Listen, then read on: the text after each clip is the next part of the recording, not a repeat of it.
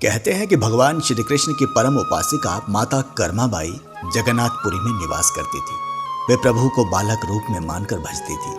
उनके लिए भगवान जगन्नाथ कोई दूर के देवता नहीं बल्कि अपने ही पुत्र थे। वे उनसे वैसे ही बात करती जैसे एक माँ अपने बच्चे से करती है, स्नेह, ममता और अपनापन से भरी हुई। एक दिन कर्माबाई के मन में भाव जागा, मैं अपने ठाकुर जी को अपने हाथों से कुछ बनाकर खिलाऊं। उन्होंने अपनी इच्छा प्रभु से कही। भगवान तो भक्तों के प्रेम के वश में होते हैं। प्रभु मुस्कुराकर बोले, माँ मुझे बहुत भूख लगी है।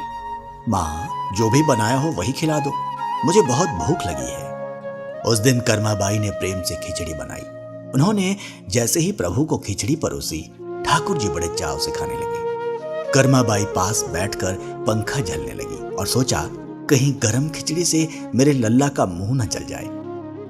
जिस भगवान के मुख में पूरा संसार समा सकता है, उन्हें एक माँ की तरह पंखा कर रही थी कर्माबाई, और भगवान भी उस प्रेम में भाव विभोर हो रहे थे। प्रभु ने प्रसन्न होकर कहा, माँ अब रोज यही खिचड़ी बनाना, मैं रोज खाने आऊंगा।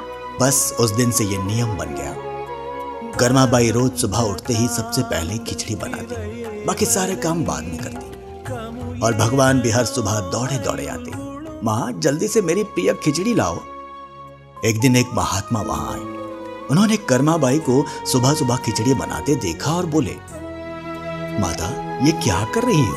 पहले स्नान फिर पूजा पाठ, उसके बाद भोग बनाना चाहिए। कर्माबाई ने विनम्रता से कहा, महाराज जी क्या करूं? जिस भगवान की दुनिया पूजा करती है वही सुबह सुबह भूखे मेरे घर आ जाते हैं। उनके लिए ही मैं सब काम छोड़कर पहले खिचड़ी बनाती हूँ। महात्मा को विश्वास नहीं हुआ। उन्हें लगा ये तो भ्रम में है। उन्होंने समझाया, पहले स्नान करो, रसोई शुद्ध करो, फिर नियम से भोग बनाओ। अगले दिन कर्माबाई ने वैसा ही किया। उधर भगवान आए। माँ मैं आ गया, मेरी खिचड़ी कहाँ है? कर्माबाई बोली, प्रभु अभी मैं स्नान कर रही हूँ, थोड़ी देर रुको। माँ जल्दी करो, मंदिर के पट खुलने वाले हैं। कर्माबाई फिर बोली, अभी रसोई की सफाई कर रही हूँ प्रभु। माँ मंदिर के पट खुलने वाले हैं। भगवान सोचने लगे, आज मेरी माँ को क्या हो गया। जब खिचड़ी तैयार हुई तो भगवान ने जल्दी जल्दी खाई, पर आज उस खिचड़ी में वे प्रेम का स्वाद नहीं था। और प्रभु बिना पानी पिए ही जल्दी से मंदिर लौट गए। मंदिर में जब पुजारी ने पट खोले तो देखा भगवान के मुख पर खिचड़ी लगी है। भगवान के मुख पुजारी ने पूछा, प्रभु ये क्या है? भगवान बोले, मैं रोज अपनी माँ कर्माबाई के घर खिचड़ी खाने जाता हूँ, लेकिन उस महात्मा को समझाओ, उसने मेरी माँ को गलत नियम सिखा दिए हैं। मुझे तो उसकी सच्ची भक्ति ही प्रिय है। जब उस महात्मा को ये बात पता चली तो उसे अपनी भूल का एहसास हुआ।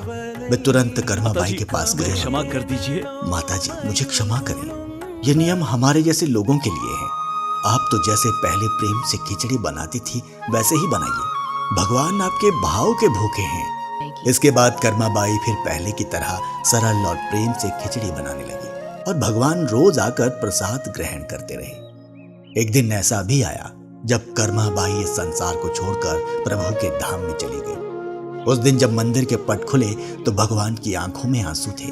प्रभु बोले, आज मेरी माँ मुझे छोड़कर चली गई, अब मुझे खिचड़ी कौन खिलाएगा?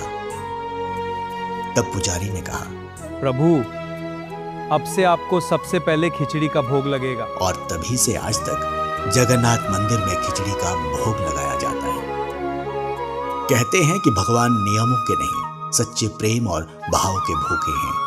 यदि आपको यह कहानी अच्छी लगी हो तो कमेंट में जय जगन्नाथ लिखकर हमारा हौसला बढ़ाएं। जय जगन्नाथ।